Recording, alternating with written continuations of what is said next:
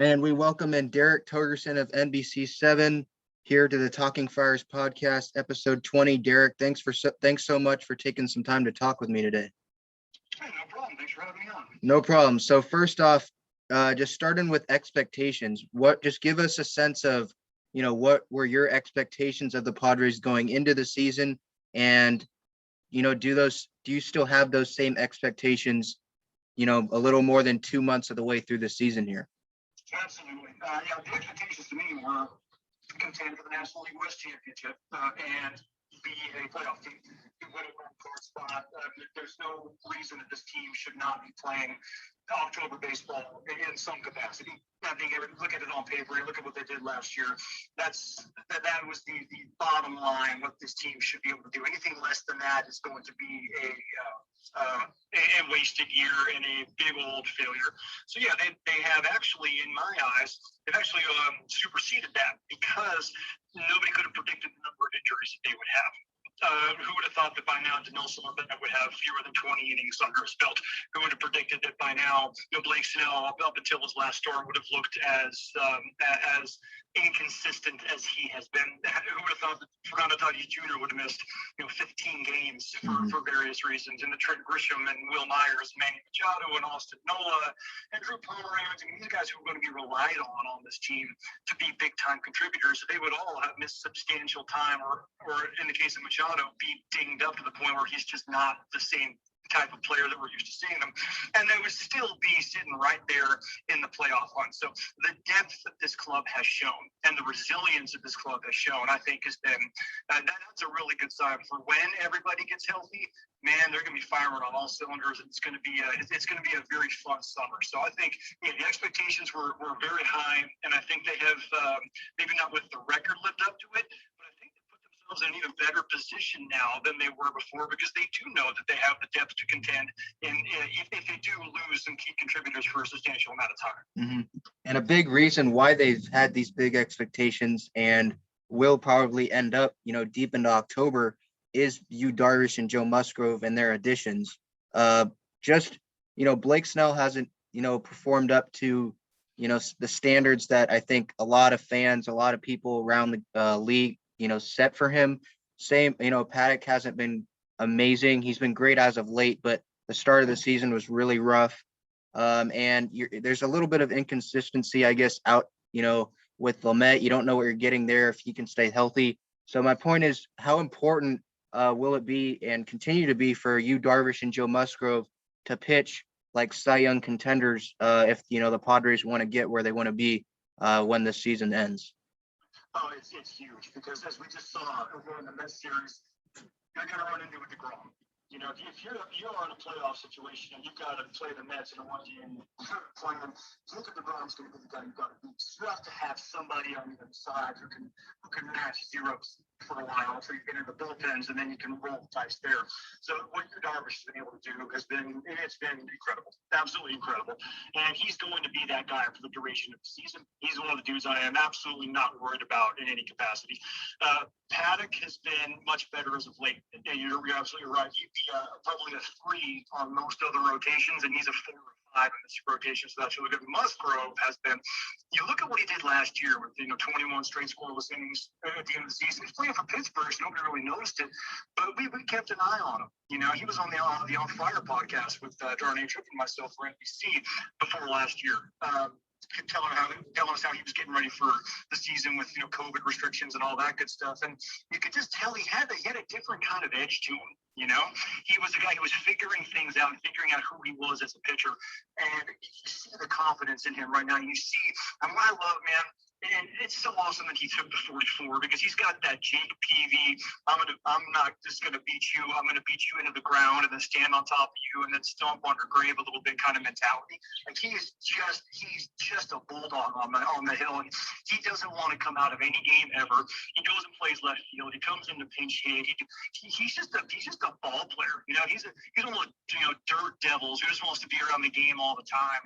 And what he's been able to do for this, not just the pitching staff, for the entire clubhouse, man, everybody in there loves him because of his mentality and the way he goes about his business. So what he's been able to do for them and be that number 3, shoot, probably pitching like a number 2, it has been absolutely incredible. And imagine the pressure that's been on him too, the drain on the time, especially throwing the no-hitter. Coming back, Grossmont High kid. He's never made any bones about the fact he grew up a Padres fan. Even when he was playing in other organizations, he got the SD tattooed on him. Like, he's a San Diego kid to the core.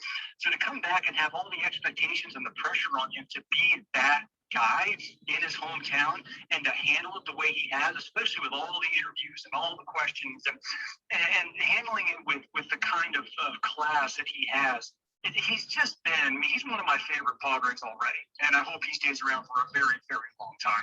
Yeah, and he's like you mentioned, he's a really, he's just a team player, and I think he embodies a lot of Padre fans, obviously, because he's a former, young Padre fan like myself, growing up, having season tickets, going to games, and now that he's such a big part of this team, it just makes him one of those easy guys to root for. No question. I mean, the quick story about Joe. Yeah. There's a kid named Lance Sims. Works with the Challenged Athletes Foundation here in San Diego. He actually is in high school in Indiana. He was born with no hands and no feet. But he's an athlete. I mean, the kid, he's one of those kids you talk to and you're just like, he will make you want to run through a wall because he's so positive and he's so driven. Well, he wanted to make his high. He was an all-star in Little League. He going to high school this year. Especially wanted to make his high school baseball team. So the Challenge Athletes Foundation got him out here and had him work with some of the folks, the pitching coach over at St. Catherine University, who was Joe's stepdad. Or also father-in-law. And so he called Joe up and said, I'm working with this guy. And Musgrove showed up to help this kid working on transitions around the bag. Like, spent an entire day just coaching this kid just out of the blue. And sure enough, Landis only makes his high school team, but he gets a base hit in his first at-bat. Wow. Amazing, just amazing. But that's the kind of guy that Joe is. Like, he'll go out and just do stuff like that to help a kid out. And the non-fanfare, didn't even tell the Padres PR staff that he was doing it. Like, just goes out and just does stuff just to help people. He's just a good dude. Mm-hmm. Yeah, and one of his rotation mates, Blake Snell, obviously chronicling, earlier, he hasn't gotten off to the start that a lot of Padres fans wanted. But, he's had 2 great starts this year against Colorado, and then last time out against the Mets. Had a no-hitter through 6 innings until the Lindor single. He gets out of that, with no outs, run around third, gets all 3 outs to get out of it. That was probably the signature Blake Snell moment so far this year in a Padre uniform. My question to you is, do you think that Snell can continue being consistent? I talk with Jacob Zimmerman, my co-host on the Talking Friars podcast, and we're just talking about, he needs to be more aggressive with his fastball and just have a more consistent game plan. And if it doesn't work, then okay, at least you've tried it. What are your thoughts on Blake Snell and if he can continue like the performance he did last Friday? Well, you guys nailed it when we were talking about he was the fastball. I mean, that was the most fastball heavy that we've seen him all year. But lo and behold, it was the most effective that we've seen him all year. I'm not sure what the game plan's been. And he's worked with several different catchers too. He's worked with Caratini, he's worked with Campusano, he's worked with Nola, he's worked with Rivas. I mean, he hasn't really had that kind of consistent guy behind the plate. Throw the fastball. Just get out there. When you have success with that pitch and you're throwing it for strikes, then it's going to be a weapon for him. He's got that late life on him. He was hitting 98 a couple times. I didn't know he had that much in the tank. He was pumped up. So I think the consistency, we're going to see it in his next start and see if he does stick with that kind of game plan or think maybe that's what they're looking for. Whenever baseball becomes a head game, that's what they're looking for, so I got to do something different. When I say, man, dance with the girl that brought you, Mm-hmm. Just throw the heater. I think the best thing for Blake Snell is what Jayce Tingler did for him. Because what's the most enduring image of Blake Snell from last year? Getting taken off the mound in Game 6 of the World Series when he was dominating the Dodgers because there was a base hit, and all of a sudden this third time through thing, and Kevin Cash went and got him. Well, what happens at Petco Park on Friday night? He's got a no-no going. His pitch count's starting to get up. He's getting through the third time in the order, and then Gore hits that ball. They should have been a single with the Tommy's fan played into it. A 3-bagger, and you kind of get where Pham's going. Like, he wants to make that play and preserve the no-nos. We run in as hard as he can, but he got caught in between. I get that. But what happened? Usually last year, in his time with the Rays, he'd have been out of that game. In that moment, right there, boom, gone. It would have pulled him. Jayce gave him the rope to stay out there. And I think showing that confidence in him, and you saw the way he responded, strikeout, pop up, and then that strikeout, he walks up and down, throwing his hands down, and he's pumped up, and the crowd's going nuts. Like, that for him, I think, is going to be the seminal moment where he goes, okay, it truly is different here. I am getting to finish what I started here. And that's going to give him the little boost to finish off this season. I think he's going to go on one hell of a run the rest of the time, simply because that mental obstacle has now been covered, where he knows he's going to get some leeway. He's going to be able to be the guy that he knows he is. And so you think that he can be consistent like that, the rest of this season? Yeah. Well, it's mental. He's the most mental game of all. So when he sees that, my fastball needs to be the pitch that I rely on, and I don't have to be looking over my shoulder. He's got those things figured out. I think he can go. I think he can be consistently. Now, there are going to be a couple stinkers. Everybody has stinkers, except Jacob DeGrom, of course, who apparently is the best pitcher since Cy Young. That dude is incredible. But Blake Snell, I think this is when he's right upstairs, he's still one of the best in the game. Yeah. And moving now to injuries, that's been a big storyline this year, and the Padres would be in first place, in my opinion, and a pretty good, lead on first place if they haven't had all these injuries. People forget Drew Pomeranz is still out, but the two I want to focus on is Trent Grisham and Austin Nola. That both of them on the IL. Grisham has been a catalyst at the top of that lineup. He's been one of those Tony Gwynn type hitters where he's not hitting for power like a lot, but he's getting on base, using the opposite field more this year than in past years. But I just think we're seeing now with the offense, scoring 2 runs combined off DeGrom and Stroman. Now that's not anything. I don't think that's anything to be worried about. Those are 2 great pitchers, but having no Nola and no Grisham, that's definitely showing kind of a weak spot, in the Padres lineup right now. Yeah, I think it's more the carryover effect with those 2 guys. Grisham, you miss his offense, you miss his defense more than anything else. Yeah. Jurickson Profar is doing a heck of a job at center field. He's an infielder. He's been an infielder almost his entire life. He's doing the best he can out there trying to learn center, which is the most difficult of the 3 outfield spots to learn. You saw the ball yesterday that Peraza hit. He came in on first, then went back, and then that becomes a run off of Chris Paddock, where it should have been caught, should have been no runs that inning, and that maybe changes the complexion of the game. Grisham makes that catch. And then he runs into the wall. Those kinds of guys, right? He's standing underneath that ball. A step shy of the warning track, right? Mm-hmm. And that's not a knock on Profar. He's not a natural center fielder. He's the guy who can get you through a couple of games. You have to rely on him for a couple of weeks, and you're going to have some problems.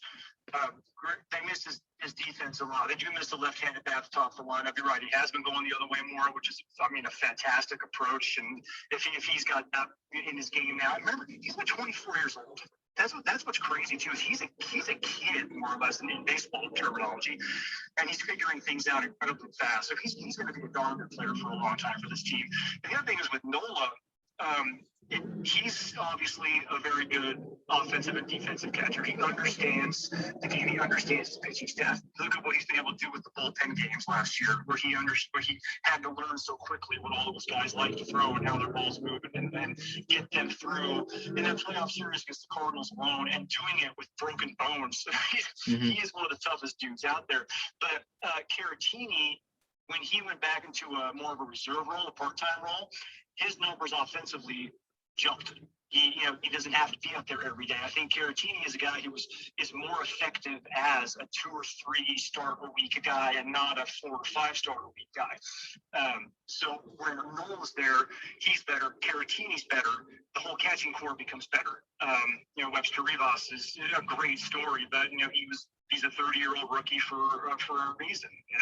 He's not Austin Nola. He's not Victor Caratini. He's not a guy who is going to give you the same kind of impact that those guys are going to give you.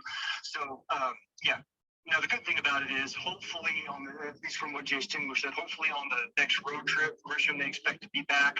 And then maybe very end of June or very early July, they expect to get Nola back. They're going to start doing some baseball activity. He's going to start doing some baseball activities here. And Grisham, they expect to go out on a rehab assignment for a couple games here the next couple of days. So that's good that both those guys are easing their way back. Mm-hmm. And moving to left field, I think that's been a big topic. Tommy Pham, fans really got on him at the start of the year, but I know how hard that guy works. I'm sure you do too. In spring training, Jayce Tingler wanted him in the lineup so he didn't overwork himself in the gym and in the cages during the game and stuff like that. I knew he was going to come out of it, and he's definitely hitting better. He's having better at bats and helping this team win more often. Top of that lineup while Grisham's out.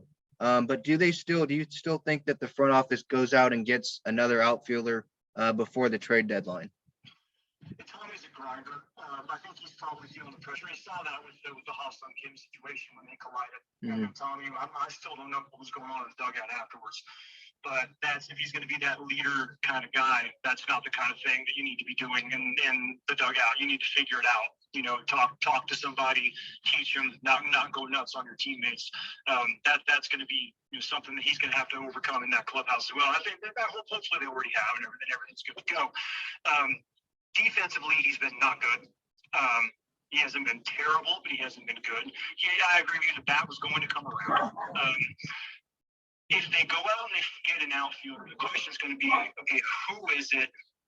On what kind of a contract? Because Tommy is a free agent after this year. And as of right now, I just don't see him giving them enough reason to bring him back, depending on the types of options that they have to go after. So he's playing for a contract.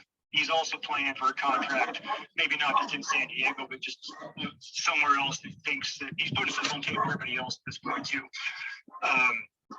As far as the trade, who are the names who are out there? Joey Gallo. You want the power you love. You want that many strikeouts coming into this lineup, especially without a designated hitter.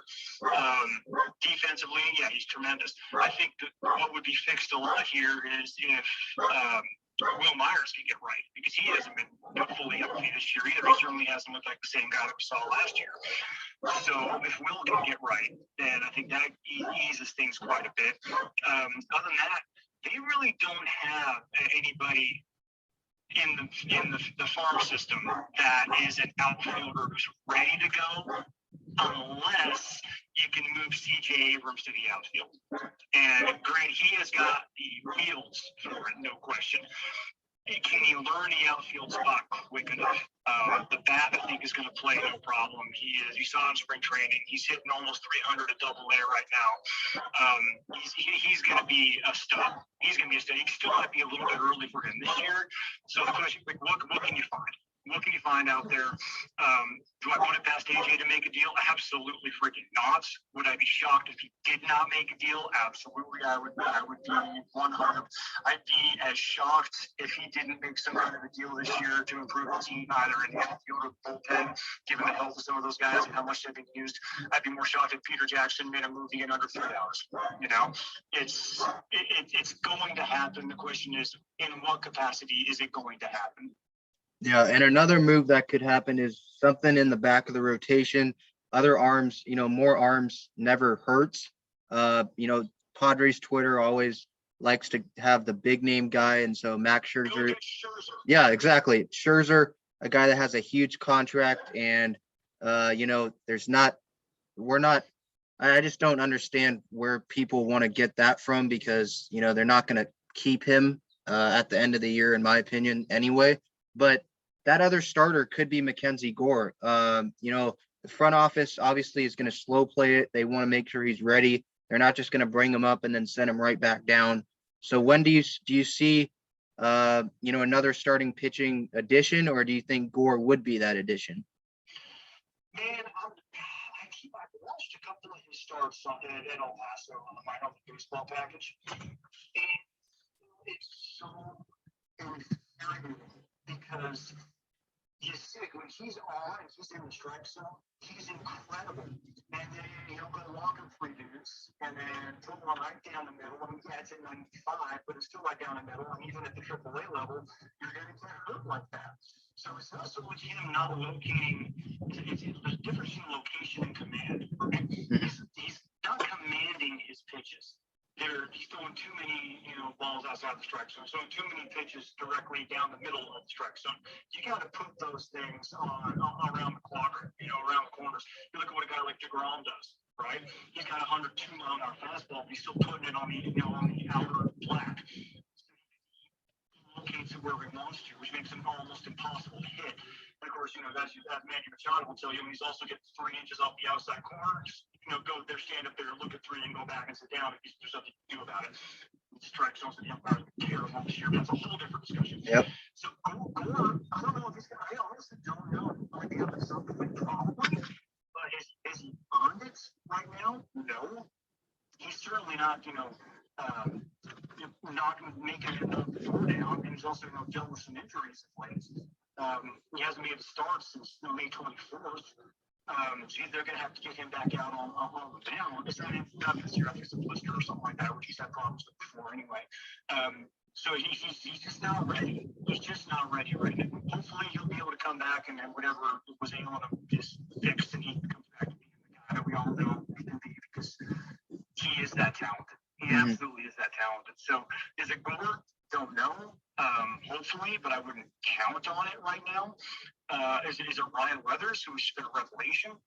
Keep stretching him out, but again, he's going to have innings limits because he'll be 21 years old, and they've got to build him up. They can't have him throw 140, 150 innings this year. He's just not ready for that. He might move into a bullpen role. Yeah. So that might be the solution. Is Weathers goes back to the bullpen again, and he becomes one of your relief pitchers, and you go out and you find another starter. So there, one trade, you fixed 2 different positions because you got Weathers and you really can trust out of the pen, and you got another starting arm out there for some reason. Maybe Dennis suddenly is able to go 6 innings every outing, and then that solves your problem. Who knows? That would be a big bonus. If they do get somebody, remember, they got Mike Clevenger coming back next year. So if they do get somebody, I could see them going after a rental like a Scherzer, a guy you don't have to worry about having to go out, re-sign or give up years of control or anything, because they're really just thinking about this year anyway. Yeah. I'd be remiss if we didn't talk about Fernando Tatis Jr. He's on track to start the All-Star game. Obviously, it's a popularity contest, and he fits that. But if it wasn't a popularity contest and it was based on who deserves it, he also fits that this year. So, do you see him, competing in the home run derby? That's a big conversation and a big question because of the 2-handed swing and what happened with his shoulder earlier this year, and just getting him. You don't want to. There's that kind of myth, I guess, that ruins a swing. Well, there has been data that has shown that some guys have had problems with that. And then you look at, Pete Alonso a couple years ago, he had problems with that after that, which is fine. Bobby Abreu several years ago had some monster home run, like 3 home runs in the second half of the season or whatever it was. And Albert Pujols has competed, he never had an issue with it. It depends on the guy, right? The injury, I think, is the issue. Jayce Tingler actually was asked about that not too long, I think it was last week, and he said, if it's good for baseball, to put guys out there like that, it's going to bring fans in. Shoulder is the problem, and the oblique is the problem, and the fact that he has been prone to minor ailments, that's the problem. So would he do it? He would, in a heartbeat. And in a New York minute, he would say, I'll be in the home run derby. Absolutely, especially because it's going to be Vlad and Acuna and Judge probably is. And it's going to be, man, it is going to be crazy the amount of young talent. It's going to be, maybe Ohtani does it. Who knows? It's going to be nuts. And for him to want to compete with those guys on that kind of level and just have the spot, he loves the spotlight, man. He was born for it. That's the one thing that's different between him and Tony. is Tony was an absolute superstar. I'm not sure he was ever fully comfortable in the spotlight. Like, he was very humble, just kind of wanted to go out about his business and do his thing and help his team win. Never really comfortable fully in the spotlight. Whereas Fernando Tatis Jr., he thrives in the spotlight. Like, he might as well have been an actor. Like, he wants the eyes on him because he gets motivation. He gets pumped up from that kind of stuff. So, will the team have a long talk with him about that? Probably. I would have to say, if he's able to do baseball activities, he's able to play every day, and he's able to take batting practice, and he's doing everything a baseball player could do, I don't see a reason why he shouldn't go out and do the home run derby as well. Yeah, and circumstances, they change. He could, hopefully he doesn't, but something could happen from now until the middle of July where all of a sudden we're not even questioning it. It's a no, if something happens. So, but one, a big reason why Tatis, could start in the All-Star game is the fans, and they return at full capacity on the 17th against the Reds. What do you expect that atmosphere to be like that weekend? And then for the Dodgers series, perfect timing. Oh, it's going to be a party. It's going to be a big old party.